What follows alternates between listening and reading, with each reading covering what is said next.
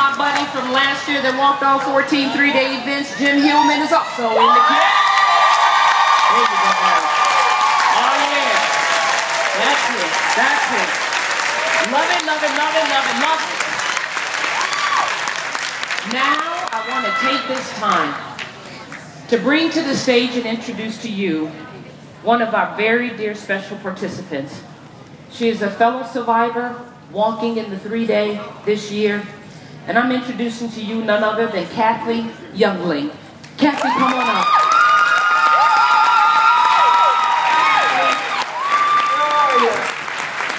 I'm better now. Go ahead. Thank you, Cherie.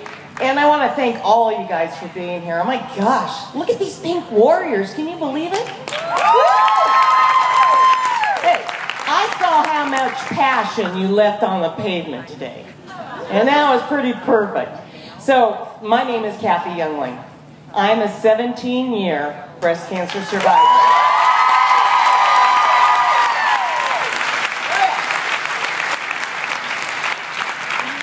This is my 4th 3-day. Woo!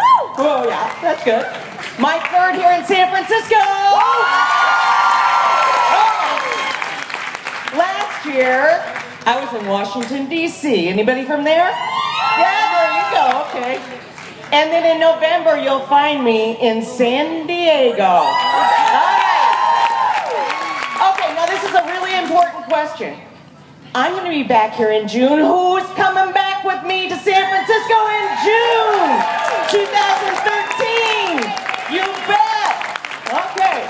And then in 2013, I'll be in Atlanta, Georgia. Anybody from Georgia? Oh, yeah, there they are. Okay, you hear that. I'm not stopped yet, right? I'm going to go and go and go.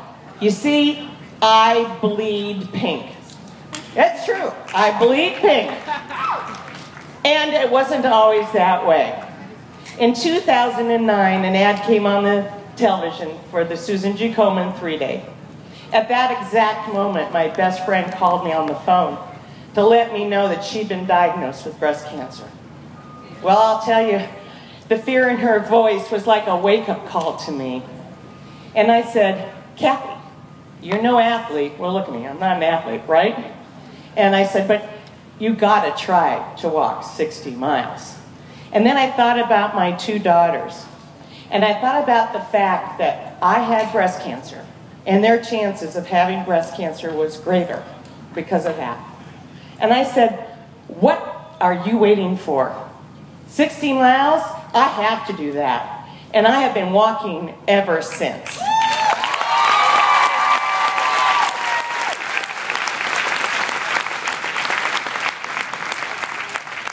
When I was 42, I was in the shower and I felt a lump. And so I scheduled a mammogram. And I went in, and what followed that was a lumpectomy. And my surgeon sitting me down and telling me I'd have to have a mastectomy. Because you see, Cathy, we didn't get it all. And we can see it divide in the microscope. So I was on autopilot, as you can imagine. I went right through the surgery and I did my chemotherapy and I lost my hair. And I walked around Marin. You guys walked around Marin too, right? Well, imagine walking around Marin totally bald as a cue ball, right? You gotta understand, back then, 17 years ago, I didn't realize this was an option. So, you know, not only did I lose my hair, but I think I lost part of my mind, because for 14 years, I pretended like I never heard the word cancer. I think that if I said the word cancer, somehow it would find me, come and get me, and take me down. So 14 years, people would say, congratulations on being a survivor, and I'll tell you, it just didn't feel right. How many survivors do we have out there? Yeah. Oh yeah. Yeah. Oh yeah. All right.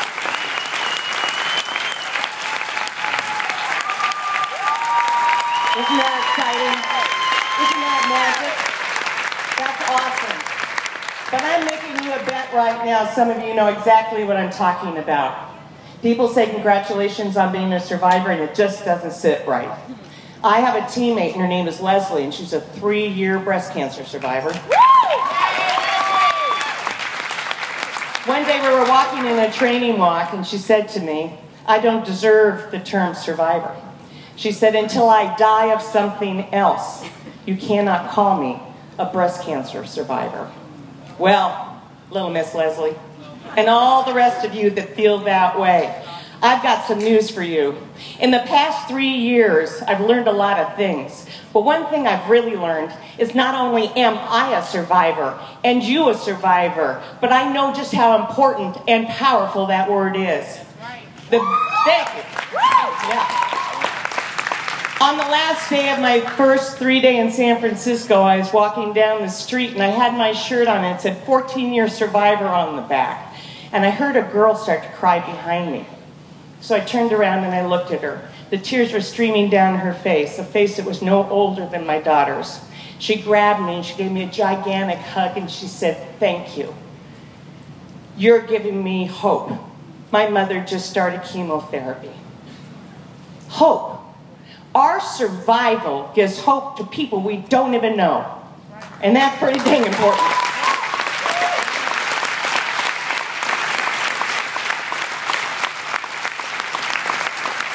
So you know in the opening and closing ceremonies, the survivors carry 8 flags, right? And one of them is hope. Well, I'll tell you, when people are congratulating us on being a survivor, they are celebrating hope. They're celebrating the hope for their mother, their hope for their father, the hope for their sister or their brother, their hope for their best friend, their hope for their child. Hope. And they have reason to hope. The advances funded by Susan G. Komen have extended the lives of people fighting even the most virulent of cancers. So, hope. It's a great thing. Because if you allow yourselves to hope, then the next thing that comes is optimism. And what follows optimism is belief. And when we believe there will be a cure to cancer, there will be a cure.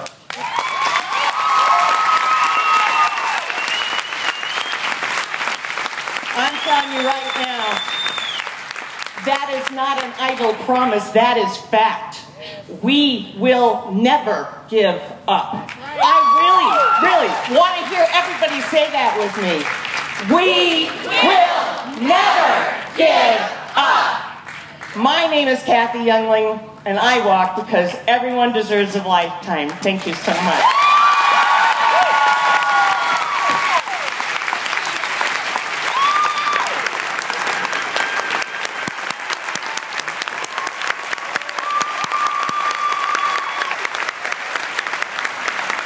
Now, guys, I was born and raised in the church, and I was about to say, everybody pull out your Bibles.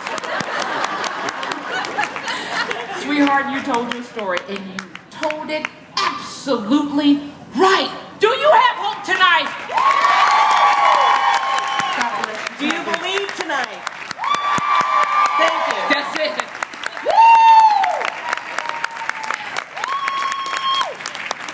I'd let y'all go home, but it ain't time to go home yet. We have another group of special people that we need to hear from right now. The Youth Corps, this is the 9th year of the Youth Corps, began in Boston. And I am so happy to tell you guys that this is now the 2nd year that the Youth